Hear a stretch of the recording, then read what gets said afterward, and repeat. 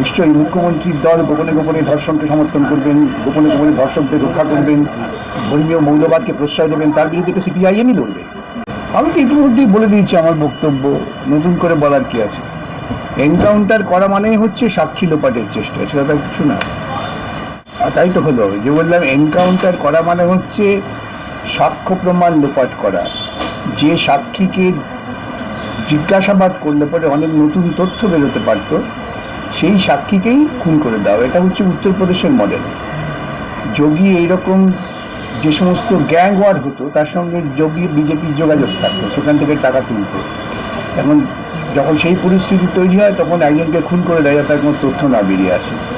এটা একটা খুব পুরনো কায়দা, এবং এইটা তারাই করে যারা চায় না যে তদন্ত করে সত্য উদ্ঘাটিত হোক।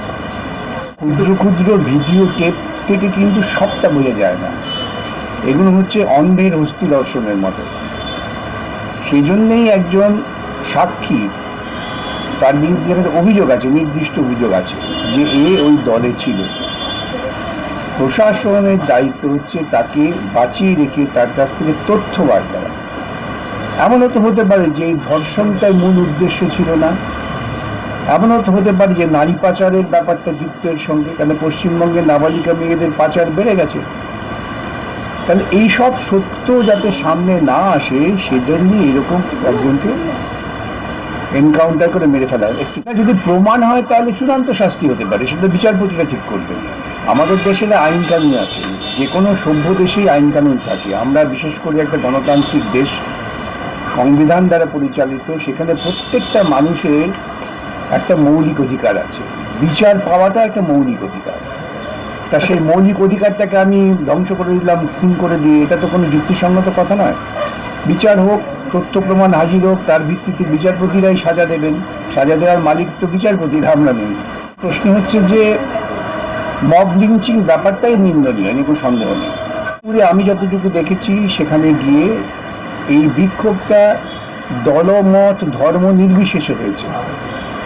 এখানে কিন্তু দুর্ভাগ্যজনক আমার মুখ্যমন্ত্রীকে এটাকে একটা ধর্মীয় রূপ দেওয়ার চেষ্টা করলেন। এটাই হচ্ছে সবচেয়ে বড় সমস্যা বর্তমান ভারতবর্ষে। যারা ক্ষমতায় আছেন তারা সামগ্রিক ব্যাপার দেখতে চান না, দেখতে পান না। তারা সব কিছুর পেছনে একটা ধর্মীয় জিগির তুলে দেওয়ার চেষ্টা করেন, এবং সেজন্যই তো আমার মনে সন্দেহ হচ্ছে যে এই সাক্ষীকে মেরে ফেলাটা হলো এর পেছনে একটা অন্য কোনো রকম পরিকল্পনা থাকতেও পারে। ভালো এফআইআর তো হয়েছে, ভালো হচ্ছে, এবার তো আদালতে ধরা হবে।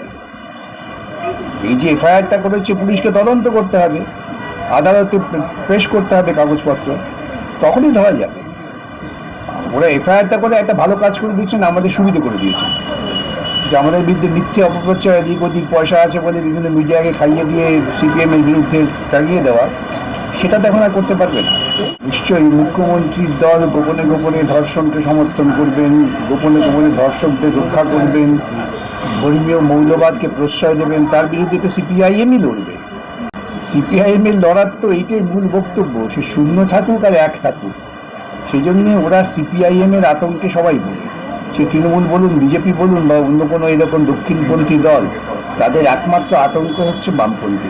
আন্দোলন মানুষ করবেই। আন্দোলনটা করাটা কি মুখ্যমন্ত্রীর ইচ্ছার উপর নির্ভর করে নাকি? মানুষ বিক্ষুব্ধ হবে, মানুষ আন্দোলন করবে।